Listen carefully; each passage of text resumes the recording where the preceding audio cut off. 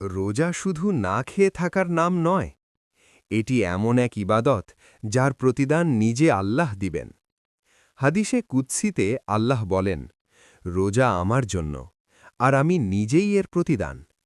ভাবুন তো, আপনি ক্ষুধার্ত, তৃষ্ণার্ত, কেউ দেখছে না, তবুও আপনি খাবার স্পর্শ করছেন না। এই গোপন আমলই আল্লাহর কাছে সবচেয়ে প্রিয়।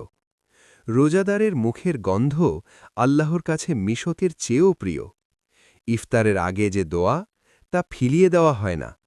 আর কিয়ামতের দিন রোজা হবে আপনার ঢাল, আগুন থেকে রক্ষা করার ঢাল। এই রমজান রোজাকে শুধু রুটিন বানাবেন না, অনুভব করুন প্রতিটি ক্ষুধা, কারণ প্রতিটি মুহূর্তে জমা হচ্ছে অমূল্য সওয়াব।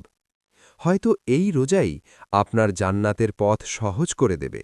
বন্ধুরা, কে কে রোজা আছো কমেন্টে লিখে যাও।